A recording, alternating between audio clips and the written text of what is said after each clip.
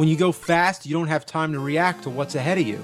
But you need to go fast in order to gain momentum to leap great distances. When you start running, just consider yourself dead.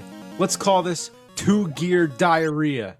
Number 3, jump control. Part of the problem is that you can't make any jump from a standstill. You have to be running fast. Another problem is that you have no control over your jump when you're in midair. The game designers really should have taken lessons from Super Mario Bros., the time-tested, approved way to make a side-scrolling platform game.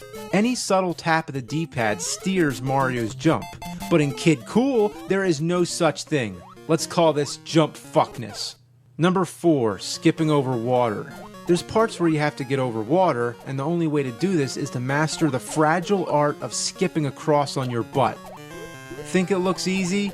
It's not. You have to run across, in which the first 3 skips happen automatically, and after that, you fall in the water. You have to hit the jump button on the 3rd skip. Your accuracy has to be 100% perfect.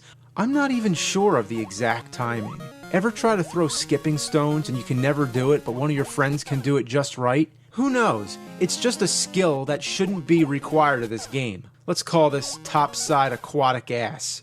Number 5, vertical scrolling. What is the deal with this? Did the programmers have any clue how to make a video game? You're not supposed to have the game stop in mid-jump to reorient the screen. That is so irritating. How are you supposed to make a jump when the screen keeps jolting up and down? How are you supposed to stomp on enemies? Look at this! Look at this! We'll call it air suspension shit lift. Number 6, invisible items. Secret blocks are fine when done right, but here they're always placed about just to make your life miserable. Anywhere you try to jump, you hit your head and get killed. These things should not be all over the place. This should not be a guessing game where I have to jump everywhere to make sure there's no fucking blocks. Again, it's like Simon's Quest where you have to throw the holy water everywhere just to make sure there's no invisible holes. We'll call this Inviso-Bitch. Number 7, having to drop down. Whenever you have to jump down, you have no idea where you're gonna land and end up getting killed. There's no way to know because you can't see what's below until you jump. So it's just another guessing game. We'll call this free-falling fuckballs. So that's Kid Cool for you. It seems to deliberately follow the guidelines for making an unholy disaster of a game. It has one-way bullshit, two-gear diarrhea, it's heavy on the jump fuckness, with loads of topside aquatic ass, it has frequent air suspension shit lifts, a ton of inviso bitches, and some free-falling fuckballs for good measure. How did they make the game this bad? It's clearly untested and rushed beyond belief. There couldn't have been that big a demand for Kid Cool. What was the hurry? In order to do something good, it takes time. And in the end, what do you get? A false ending that tells you the king died because you weren't fast enough. Are you kidding me? There was a time trial? That's what the counter was for on the top of the screen? So you're telling me I beat the game, but I didn't beat it? Fuck you. I went through all that torture just to be given the middle finger salute? This is a perfect example of a game that's been ruined by control. Control! And that's the hardest part to explain because unless you've played the game, you don't really understand. I mean, maybe you've played other games with horrible control like Karate Champ or Dr. Claw's Dump and Pump, but those don't compare. Playing this is like trying to thread a needle while it's spinning on a record player. It's like trying to drive a car blindfolded. You would not want to try that, nor would you want to try this game. Kid Cool is not cool.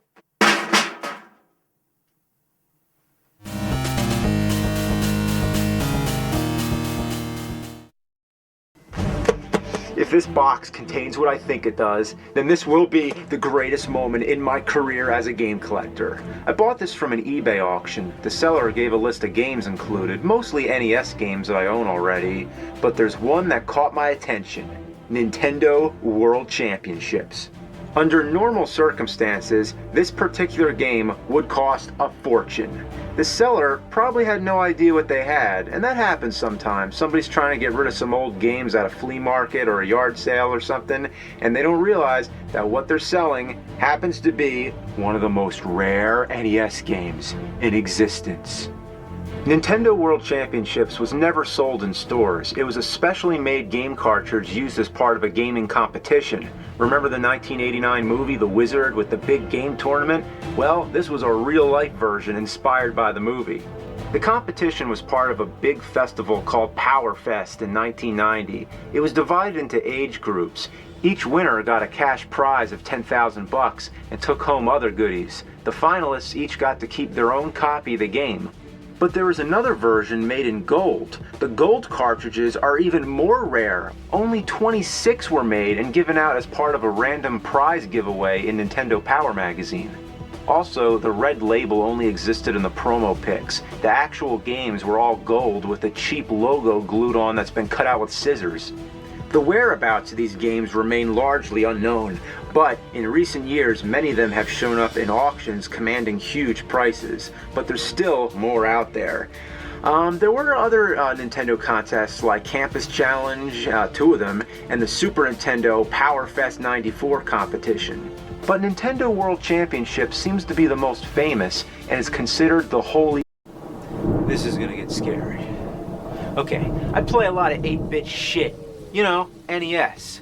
Why is there so many crappy games on NES? I mean, you know, they have lots of great classic games as well, but its precious library was being used by all these half-assed game companies as a dumping ground for all their foul shit.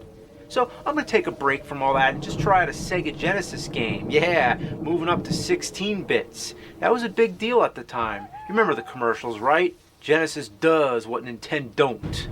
Well, I have this game here called Dark Castle. Let's see how much this one does. Ooh, scary. There's some good 16-bit graphics. Even that vulture looks fucking depressed. What the hell is this? A ghost giving a castle a blowjob?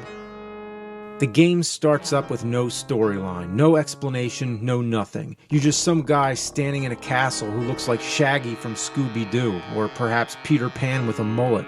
You have multiple doors to choose from. 2 of them have question marks, but it doesn't make any sense because every room is just as much a question as the others.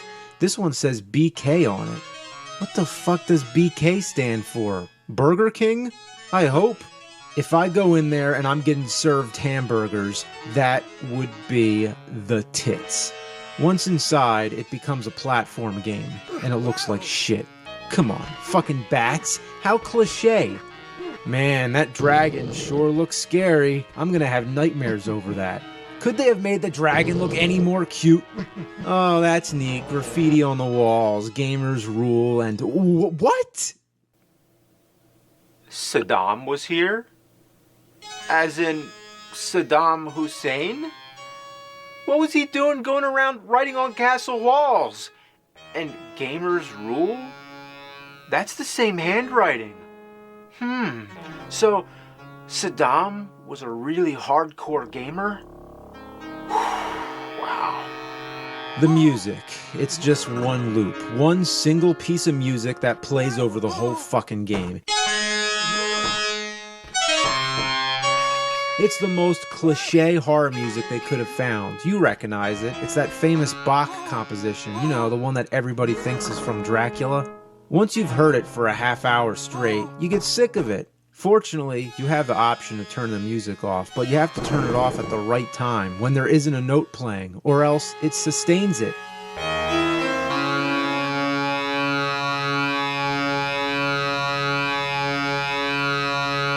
Isn't that the fuckest thing you've ever heard? Didn't anyone test this shitty thing out? Whoa! Also, whenever you die, the music comes back on again, so you have to keep turning it off. The giant fatal flaw with this game is the control. It looks like I'm playing like shit, but I'm actually trying my best. The controls are fucked up beyond belief, and that's the hardest thing to explain. There is no way I can do it justice. The only way to know is to play it yourself, and I fucking dare you. The first problem is that you're nearly defenseless. The only weapon I found is rocks that you throw. Couldn't this guy get a sword or something? And the way you throw them defies all common sense when it comes to gaming. You don't just hold the D-pad in the direction you want to throw. Instead, you have to gradually turn your arm around in a clockwise or counterclockwise motion until it's pointing in the right direction. Try doing this when there's a million enemies and projectiles trying to kill you. There's not enough time to turn your arm around before you're dead. Why couldn't this just operate like any normal game? Whoever came up with this idea is nuttier than squirrel poop. Even the stairs are a complete pain in the ass. It's hard getting on the stairs, it's hard getting off the stairs.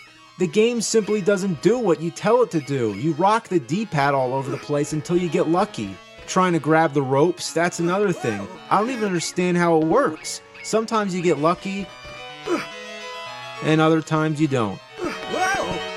The strange thing is that it's not like the character is missing the ropes, he just stops in midair and falls straight down. Trying to pick stuff up, down, and B. Would it be too much trouble to ask to just be able to walk over the item, to be able to touch it without having to stop and risk getting killed? As you notice, you can duck. It's done by pressing down and B, but it only ducks for like a second. To stay ducking, you have to press up and B. Yup, pressing up to duck is pretty fucked up. But other than that, I just can't describe how this control feels. It is so awkward and stiff that I honestly thought something was wrong with my controller. That is totally inexcusable to make a game where the challenge is not in the game itself, but in handicapping the player. You have better luck playing Silver Surfer with the Power Glove. Some of the games that have the worst controls are Karate Champ on NES, and a lot of ones I've reviewed already, like Spider-Man on Game Boy, Kid Cool on NES, the Zelda CDI games, Terminator 2 on SNES, any of the Action 52 games, Lester the Unlikely on SNES, and I believe I said Winter Games on NES was the absolute worst when it comes to control. But now that I've played Dark Castle, this might take the cake. It's hard to compare because they're two totally different kinds of games. I'd say, at least for a platforming game, this is the worst I've played yet. And out of all the shit I've played, that's saying a lot. This game has sucked its fair share of ass, but now it's going for some more. Your character is a total buffoon. Everywhere you try to walk, he trips over things. You'd think his fucking shoelaces are tied together. Then he keeps getting dizzy. I don't know why it happens, but it happens constantly. He steps on something or touches something or whatever, and he starts spinning around, which leaves you vulnerable to attacks. This dizzy bullshit should be reserved for fighting games like Street Fighter. Even there, I think it's annoying. It just gives the other person a free shot. But at least it makes sense because you're getting hit in the head. This guy, it doesn't even matter. He gets touched on the foot and he gets dizzy. He also has no ability whatsoever to drop down from any height. He can be 2 fucking feet from the ground and it kills him, or at least sends him into a spinning frenzy. There's random pitfalls everywhere. Trap doors open up, anvils fall on you. It's a nightmare. To make things even harder, most of the enemies never seem to die. Hit them with a rock, they fall down for about 5 seconds and get right back up. Meanwhile, you're still trying to windmill your arm around to kill the other guys, so you're never going to be able to kill everything on the screen. It's hard enough just trying to navigate this guy without stumbling all over the place. They make it as difficult as it can possibly be. And if that's not enough, they have to fuck you in the ear with obnoxious sound effects. It's as if the game is literally making fun of you. On top of everything, it's one of those maze-like mindfuck games where you never know where to go. Can I go here? Nope. Can I go there? Nope. What about here? Nope. 3 spots on the same screen, all dead ends. Well, if it's a dead end, why can't they make it look like a dead end? Put a wall there or something. Why does it have to look like a wide-open passageway? Anywhere you fall down drops you into this torture room where people are getting whipped. I'm not even kidding by saying I've been playing this game for about a half hour and I've somehow ended up in this same room probably 100 times. It's like playing a Monopoly game where every space on the board says go to jail, and there's no way out. I happen to find a key, but I can't figure out what it does. I tried every spot I could think of, but this key is as useless as boobs on a bull. Anything you do, you're fucked. Try this, you're fucked. Try that, you're fucked. You're fucked, you're fucked, you're fucked, you're fucked, you're fucked, you're fucked, you're fucked. This is beyond any doubt the worst Sega Genesis game I have ever played. There's got to be something I'm doing wrong. Let me see. Maybe it's on a really high difficulty setting. Yeah, let me see what I could do here. Easy? It was on easy? That's their idea of fucking easy? Are they out of their minds?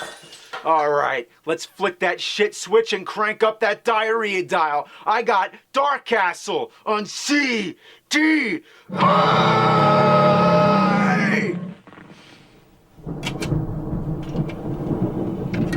Since this is a more advanced console, you think maybe this one would be a little better, right? Well, the graphics are even cheesier and more cartoonish, and the controls, oh my fucking god, it's even worse. I can barely even fucking move. The control is impossible. You can't control it. You have more control over the weather than you do in the character in this game. Yeah.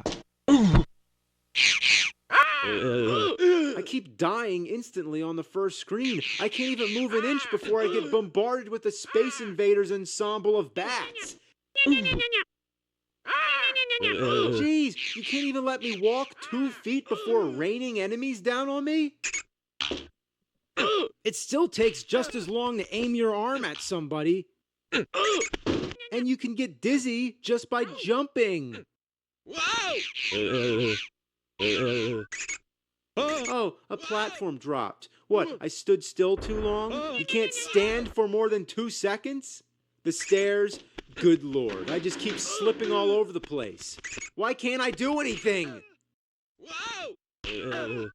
The Genesis version was bad, but this one fucks you harder than life itself. It's like mixing shit with turds. It's the most heinously anus thing ever conceived by humankind. It's a curse to the soul, and it must suffer the tortures of the damned.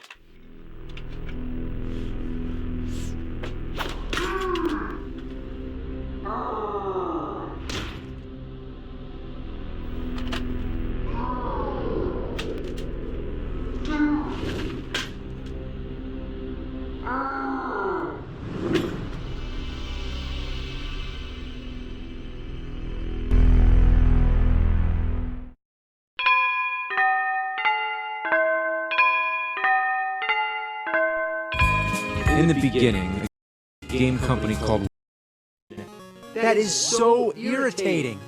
How are you supposed to make a jump when the screen keeps jolting up and down? How are you supposed to stomp on enemies? Look at this. Look at this.